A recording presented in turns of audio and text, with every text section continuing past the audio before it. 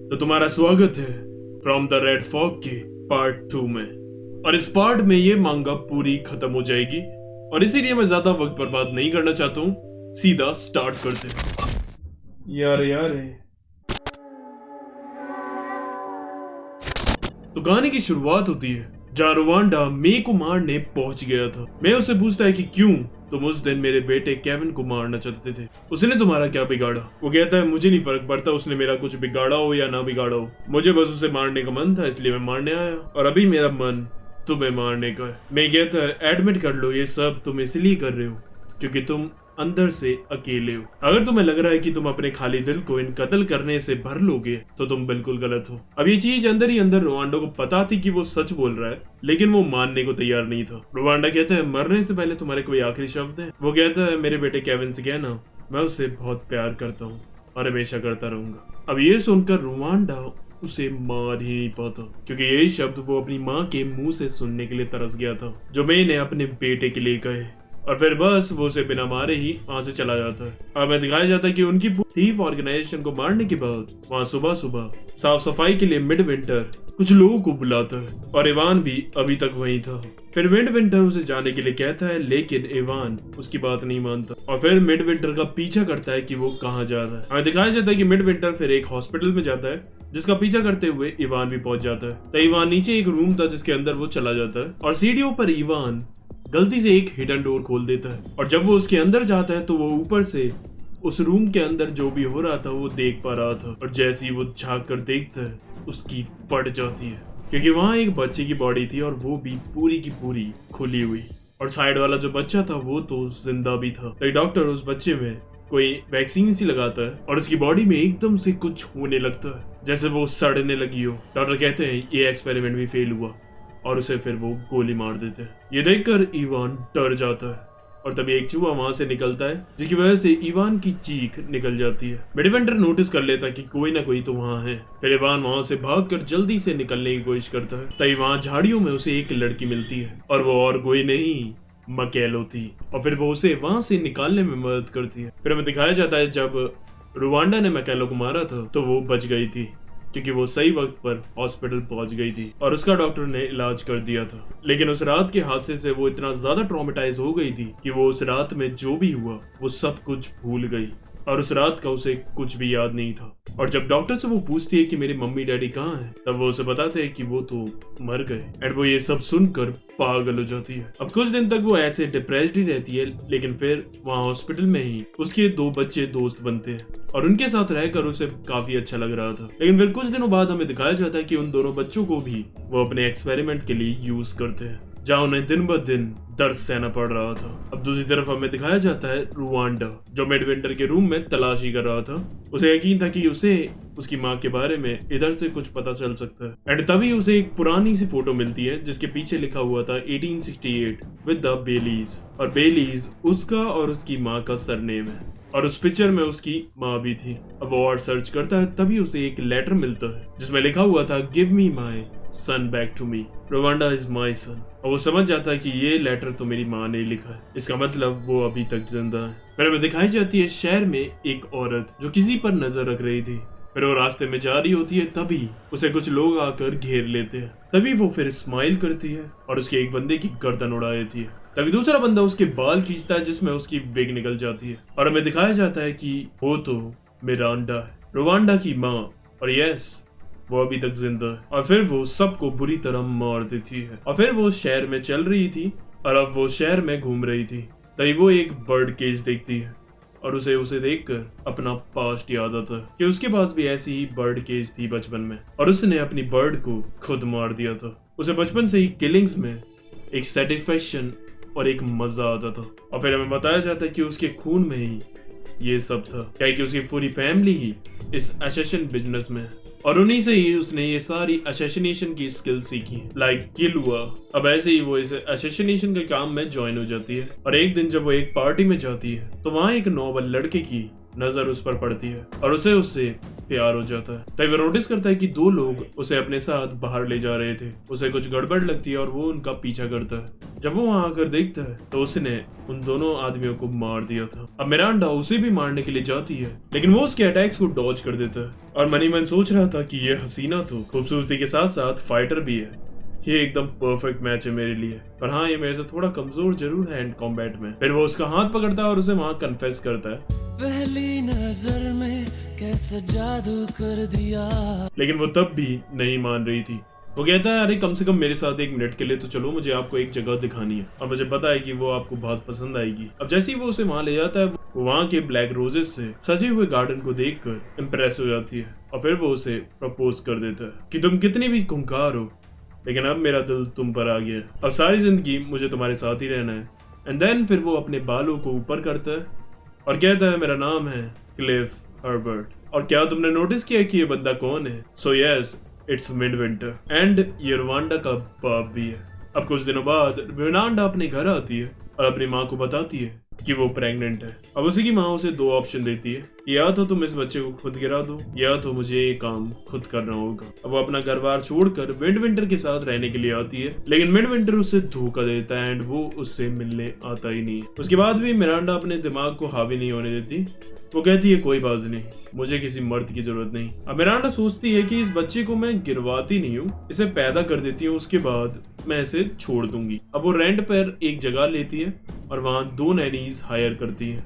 And then फिर कुछ महीने बाद उसकी डिलीवरी होती है और रवांडा पैदा होता है। अब जैसे ही मिरांडा अपने बच्चे को हाथ में लेती है और उसकी शक्ल देखती है तो वो इमोशनल हो जाती है और कहती है, मैं माँ बनने के लायक ही नहीं हूँ। उसके बाद वो अपने घर जाती है और अपनी माँ से कहती है, मैंने वो बच्चा अपनी जिंदगी से हटा दिया और वो फिर से नॉर्मल जिंदगी जीने लगती है। लेकिन एक दिन वो रोड पर चल रही थी और उसे मिडविंटर आकर मिलता है और वो तुरंत ही उसका गला दबोच लेती है। अब वो उसे कहती है, उस दिन तुम क्यों नहीं आए थे? वो कहता है, यार मैं थोड़ा बिजी था इन दिनों। अब पहले मेरी बात सुनो, मुझे पता है तुमने अपने बच्चे को छोड़ा नहीं है, तुमने उसे दूसरी जगह अपने नैनी के केयर में रखा है और तुम कभी कभी जाकर उससे मिलती हो। अब सुनो, देखो हमारा बच्चा जो है वो 12 साल तक तुम्हारे साथ रहेगा और जब वो 12 साल का हो जाएगा उसके बाद वो मेरे साथ रहेगा। वो कहती है, अगर मैं तुम्हारी बात ना मानूं और तुम्हें यही मार दूं तो? मिडविंटर कहता है, जो तुम्हारी वो नैनीज है ना, वो मेरे ही लोग हैं। यहाँ तुमने मेरी बात नहीं मानी तो वहाँ तुम्हारा बच्चा खत्म हो जाएगा और तुम कहीं पे भी चली जाना, तुम मुझसे कभी पीछे नहीं छुड़ा पाओगी। अब मिरांडा दिखाती नहीं थी, लेकिन उसे अपने बच्चे से बहुत प्यार था। After all she is a mother. अब वो रवांडा को अपने साथ रखकर बड़ा करती है और उसके अंदर भी उसी के गुण आते हैं। उसे भी किलिंग्स करने में बहुत मजा आता था। अब ऐसे ही वो धीमे धीमे बड़ा होता है। अब यहाँ इसका ख्याल रखने के बाद वो हर रोज अपने घर भी विजिट करने जाती थी। तभी एक दिन जब मिरांडा अपने घर जाती है तो उसे कुछ सही फील नहीं हो रहा था। उसका बाप, उसकी माँ और उसका भाई सबको मार दिया गया था। और जब वो घर के बाहर आती है तभी वहां धमाका होता है और उसका पूरा घर जल जाता है और फिर उसे एकदम से पीछे से कोई गोली मारता है और वो बेहोश हो जाती है। और जब उसकी आंखें खुलती हैं तो वो मिडविंटर के सामने थी। मिडविंटर कहता है, ओ तुम जाग गई, वैसे भी मैंने तुम्हारी पैर पे गोली मारी थी जानबूझकर ताकि तुम मरो ना। देखो यार, मैंने तुम्हारी फैमिली को मार दिया है, उसके लिए सॉरी, बट मुझे क्या है ना, एक नया एरा स्टार्ट करना जिसके बीच वो आ सकते थे, इसलिए दिल पे मत लेना उनकी बात, वरना तुम्हारा भी वही हशर होगा। और बस मुझे तुम्हें अपनी ताकत दिखानी थी। तो अगर तुम्हारी ममता के मन में एक भी थॉट आया हो अपने बच्चे रवांडा को मुझे ना देने का, तो याद रखना मैं क्या कर सकता हूँ। अब जाओ तुम यहाँ से और दोबारा इस शहर में कभी मत दिखना। और अब हम प्रेजेंट टाइम में आते हैं जहाँ मिरांडा ने फैसला कर लिया था कि अब चाहे जो भी हो जाए वो अपने बच्चे रवांडा को मिडविंटर से वापस लाकर रहेगी। और अब वो रोड पर उसे मिलने के लिए जाने ही वाली थी कि तभी बीच में मिडविंटर की एक बंदी आकर उसे रोक लेती है और उसे वार्निंग देती है कि तुम भूल गई क्या मिडविंटर ने क्या कहा था। तभी हम देखते हैं कि मिरांडा की बॉडी में कुछ हो जाता है और वो अपने पैर मूव नहीं कर पाती और नीचे गिर जाती है। अब हमें दूसरे दिन मिरांडा दिखाई जाती है जो अपने आप को तैयार कर रही थी और पूरा प्लान व्लान बनाकर मिडविंटर को मारने के लिए जा रही थी। लेकिन बीच रास्ते में ही जंगल में दोबारा से उसकी बॉडी काम करना बंद कर जाती है और वो बेहोश हो जाती है। जब उसकी आंखें खुलती हैं तो वो एक डॉक्टर के पास थी और फिर वो उसे बताता है कि उसे हेमिपैगिया पैरालिसिस हो गया है जिसमें एक तरफ की बॉडी कभी कभी बीच में पैरालाइज हो जाती है और ये ब्रेन, स्पाइनल कॉर्ड और पेरिफेरल नर्व्स डैमेज होने से होता है। अब मिरांडा को समझ आ जाता है कि उसकी बॉडी में अब वो पहले वाला दम नहीं रह गया। अब वो सोचती है कि उसे जल्दी ही मिडविंटर का काम तमाम करना होगा, इससे पहले उसकी बॉडी उसका साथ छोड़े। दूसरी तरफ हमें रुवांडा दिखाया जाता है जो बाहर घूम रहा था और आज उसके अंदर तलब मच रही थी किसी को मारने की। तभी वो एक बच्चे से मिलता है जो उसे अपने साथ खेलने के लिए कहता है। अब वो सोचता है क्यों ना आज मैं इसी का काम तमाम कर दूं। अब वो उसका पीछा करता है, लेकिन जैसे ही वो गली की तरफ जाता है एक बॉडी आकर नीचे गिरती है और वो हैरान हो जाता है। तभी वहाँ एक औरत खड़ी हुई थी और फिर वो उस पर भी अटैक करती है और वो उसके अटैक रोक नहीं पा रहा था। वो कहती है तुम तो अभी भी काफी कमजोर हो। और फिर वो अपनी शक्ल दिखाती है तो वो मिरांडा थी और रुवांडा अपनी माँ को देखकर हैरान हो जाता है और कहता है मुझे पता था माँ आप जिंदा हो। वो कहती है चुप, अब मेरे को बस फॉलो करो। अब वो दोनों साथ में जा रहे थे, लेकिन तभी रोड पर एक और मिडविंटर का बंदा आकर मिरांडा को गैरेज से उड़ा देता है और जैसे ही वो उसके पास आता है मिरांडा चाकू उसके सर में घुसेड़ देती है और फिर रुवांडा को लेकर वहां से निकल जाती है। अब जब वो घर पहुंचते हैं तो रुवांडा बहुत खुश था अपनी माँ को देखकर और फिर वो उन्हें बताता है कि मैं बहुत स्ट्रांग हो चुका हूँ, ये वो और मैंने बहुत सारे लोगों को भी मारा है। उसे लग रहा था कि अब उसकी माँ उसकी तारीफ जरूर करेगी, लेकिन ऐसा कुछ नहीं होता। वो अभी भी पहले की तरह ही उसे ट्रीट कर रही थी। मिरांडा कहती है मुझे काम से बाहर जाना है, तुम यहीं रहना। और अब रुवांडा को लग रहा था कि ये उसकी माँ नहीं है, ये कोई भैरविया है, क्योंकि इतने समय से जो वो इमेजिन कर रहा था कि जब वो अपनी माँ को दोबारा देखेगा तो वो ऐसा उसे ट्रीट करेंगी, वैसा वो बिल्कुल ट्रीट नहीं कर रही थी। तभी उनकी ऊपर से छत टूटती है और वहाँ मिडविंटर के आदमी आते हैं। मिरांडा उनको चीर रही थी, लेकिन तभी उसकी बॉडी फिर से पैरालाइज्ड हो जाती है और वो दोनों पकड़े जाते हैं। जब उसकी आंख खुलती है तो वो देखती है कि सामने मिडविंटर खड़ा हुआ था और उसने उसके बेटे को बांध रखा था। और फिर मिडविंटर उसकी आंखों के सामने रुवांडा के नाखून निकालता है और ये देखकर मिरांडा पागल हो जाती है और एकदम बीस्ट मोड में आकर उसके सारे आदमियों को मार देती है। वो भी ये देखकर हैरान हो जाता है और इतने वो अपनी गन निकालता वो उसे भी गोलियों से छल्ली कर देती है। लेकिन मिडविंटर साला मानता थोड़ी ना, फिर भी वो रुवांडा पर गोली चलाने की वार्निंग देता है। लेकिन मिरांडा इस वक्त बीस्ट मोड में थी, वो उसके सीधा सर में गोली मारती है। अब जैसे ही वो रुवांडा को छुड़ाने के लिए जाती है तभी वो नोटिस करती है कि मिडविंटर ने भी मरने से पहले रुवांडा को शूट कर दिया था। अब उसका काफी खून बह रहा था, इसलिए वो जल्दी से उसे उठाकर उसे उस डॉक्टर के पास ले जाती है जिसने उसे पहले ठीक किया था, क्योंकि हॉस्पिटल ले जाने में काफी खतरा था। अब डॉक्टर उसका इलाज करता है, लेकिन अब रुवांडा को ब्लड की जरूरत थी। अब मिरांडा की भी हालत खराब थी, लेकिन उसके बाद भी वो उसे अपना ब्लड देती है और फिर उसे गले लगाकर कहती है I loved you since the day you were born. ये सुनकर रुवांडा को काफी सुकून मिलता है, क्योंकि यही प्यार था जिसकी वो कब से तलाश कर रहा था। अब थोड़ी देर बाद ही जब वो उठता है तो उसकी माँ मर चुकी थी और अब वो ये देखकर पागल हो जाता है कि अभी जाकर तो ये सब सही हुआ था। अब उसे समझ ही नहीं आ रहा था कि अब वो क्या करे। उसने ये सारे मर्डर्स इसलिए किए ताकि उसकी माँ उसकी तारीफ करे, लेकिन अब वो एकदम एमलेस था। कुछ दिन तक वो ऐसे ही डिप्रेशन में रहता है, लेकिन फिर वो जैसे तैसे इसे एक्सेप्ट करता है और मूव ऑन करता है। और वो ये भी कहता है कि चाहे उसकी माँ अब उसके साथ नहीं थी, लेकिन उनका खून अभी भी उसके अंदर है। अब इसके बाद भी वो किलिंग्स वगैरह चालू रखता है और जब भी मन करता है वो किलिंग्स करता था। अब में एक टाइम स्किप दिखाया जाता है, 5 साल गुजर चुके थे और लंदन में खबर चल रही थी एक नए किलर की, द रीपर, और वो रात में आकर प्रोस्टिट्यूट लड़कियों का बुरी तरह कत्ल करता था। अब जो ये रीपर है ये जैक द रीपर से ही इंस्पायर्ड है। अब इस केस पर 2 जने काम कर रहे थे, एक था detective inspector Benjamin Holden and एक उसके साथ कांस्टेबल डिटेक्टिव एरिक हैरिस। और वो जो था वो कातिल को किसी भी हालत में पकड़ना चाहता था। अब हमें दिखाया जाता है 18 साल का रुवांडा जो करंटली अपनी जिंदगी शांति से जी रहा था, एक चर्च में वॉलंटियरिंग करते हुए। लेकिन जैसे ही वो ये खबर पढ़ता है कि लंदन में एक खतरनाक साइको किलर आ गया है, वो तुरंत ही एक्साइटेड हो जाता है और सीधा लंदन आ जाता है। और फिर उसे वहां फिर एक रोड पर प्रोस्टिट्यूट मिलती है जिसका नाम था कैसी, और वो फिर उसके साथ एक रात बिताता। अब अगले दिन जब कैसी रात को अपने घर जा रही थी तभी उसे अकेला देखकर रीपर उस पर हमला करता है और तभी उसे बचाने के लिए वहां रुवांडा आ जाता है। यानी कि कैसी के साथ वो इसलिए गया था पहले ताकि वो रीपर तक पहुंच सके।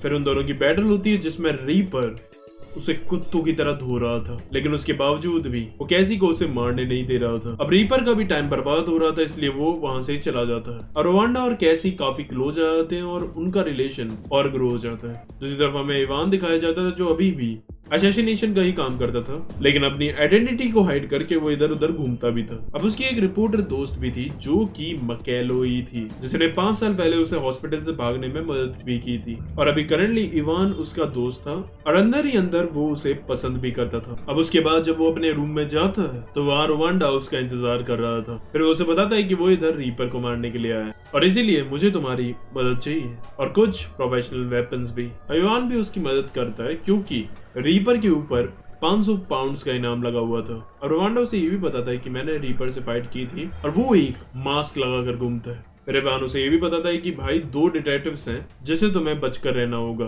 क्योंकि वो भी इस केस पर काम कर रहे हैं, बेंजामिन होल्डर और उसका असिस्टेंट एरिक हैरिस। अब अगले दिन ही जब बार में इवान और रोवांडा बैठे हुए थे तो रोवांडा की एक बंदे से फाइट हो जाती है और तभी वहाँ वो दोनों ऑफिसर भी आ जाते हैं और होल्डर तो आकर उस बंदे को एक झटके में ही गिरा देता है। फिर रोवांडा उसे कहता है, ऑफिसर मुझे आपकी मदद की जरूरत नहीं थी। होल्डन कहता है, ओह सॉरी, पर मैं आपकी मदद नहीं कर रहा था बल्कि उसकी मदद कर रहा था आपसे। और फिर वो वहां से चले जाते हैं। उसके बाद इवान अपनी दोस्त मैकेलो को रोवांडा से मिलवाता है और वही देखकर शॉक हो जाता है कि ये साली अभी तक जिंदा कैसे है, मुझे इसे अभी मारना होगा। लेकिन इवान उसे रोक लेता है और जब वो तीनों बात कर रहे थे तब उसे पता चलता है कि मैकेलो की याददाश्त जा चुकी है और उसे याद ही नहीं कि उसके माँ बाप को रोवांडा ने मारा था। रोवांडा सोचता है, अच्छा इसीलिए इसे मेरी शक्ल देखकर कुछ याद नहीं आया। अब जब रोवांडा घर जाता है तो वहाँ एक ब्लास्ट होता है और उसकी आंखें जब खुलती है तो रीपर ने उसे पकड़ रखा था और उसने उसे एक ऐसी वैक्सीन दे रखी थी जिससे उसे सब कुछ धुंधला धुंधला दिख रहा था और चक्कर से आ रहे थे। और फिर वो कैसी को उसके सामने पकड़ कर लाता है और कहता है, मैं तुम्हारा फुल पोटेंशियल देखना चाहता हूँ, और उसकी आंखों के सामने वो कैसी को मार देता है। अपनी मां के बाद कैसी ही थी जिससे रोवांडा इतना क्लोज आया था और वो फिर से टूट जाता है। एंड देन दूसरी तरफ हमें दिखाया जाता है कि जो डिटेक्टिव होल्डन था वो अपने असिस्टेंट हैरिस को बताता है कि हम इस रीपर वाले केस को यहाँ छोड़ रहे हैं कि हम इसमें कुछ ज्यादा नहीं कर पाए और अब हायर अप्स इस केस पर काम करेंगे। और उसका असिस्टेंट हैरिस इसके खिलाफ था। अब वो उसे समझाने की कोशिश करता है लेकिन वो समझ ही नहीं रहा था। और फिर होल्डन कहता है, कुछ फायदा नहीं, तुम उसे कभी नहीं पकड़ पाओगे because I am the reaper.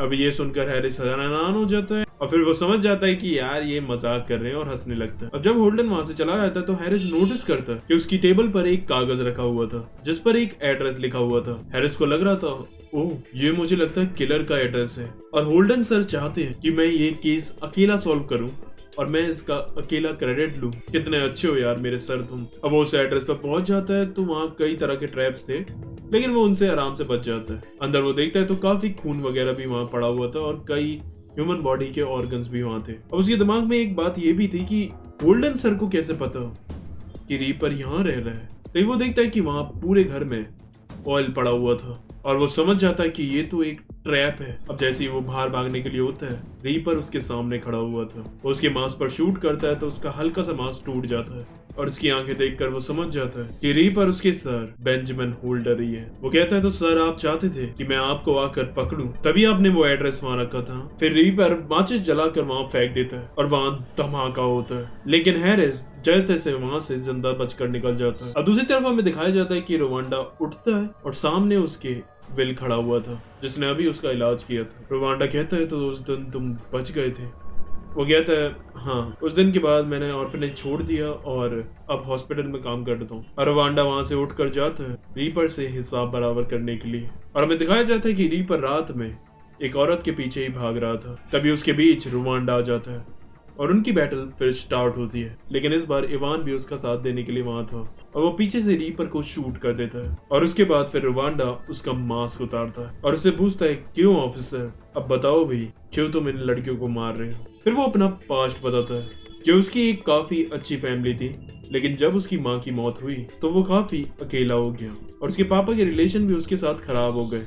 वो दिन भर बाहर रहते थे और उससे ना तो वो बात करते थे और ना ही उसका ख्याल रखते थे। एक दिन जब उसने जाकर देखा कि उसका बाप आखिर जाता कहाँ है तो वो देख हैरान हो जाता है कि रोज उसका बाप एक प्रोस्टिट्यूट क्लब जाता था। और तब से मैं ये समझ गया कि जो ये प्रोस्टिट्यूट है ये हमारी सोसाइटी का एक गंध है। इन्हीं की वजह से मेरे बाप का दिमाग ऐसा हो गया और इन्हीं की वजह से पता नहीं कितने रिश्ते खराब होते हैं और कितनी जिंदगियां डिस्ट्रॉय होती हैं। और तभी से मुझे इनसे नफरत होने लगी थी और मेरा मकसद बन गया था इन्हें हमेशा के लिए खत्म करने का। और फिर वो कहता है the devil exist in this world and he is one of us. और फिर वो रवांडा से कहता है ये सिर्फ शुरुआत है, तो मेरे जैसे और भी कई साइको डीमन से मिलोगे। और फिर वो मर जाता है। अब अगले दिन हमें दिखाया जाता है कि रवांडा इवान से मिलता है और उसे पता था कि अब मैं यहाँ से जा रहा हूँ। रीपर ने सही कहा था, मेरी तरह कई और साइको इस धरती पर अभी एग्जिस्ट कर रहे हैं और मैं उन सबको ढूंढना चाहता हूँ। Life is like a game, it's a shame not to enjoy it. और फिर वो इवान को भी ऑफर करता है उसके साथ आने के लिए,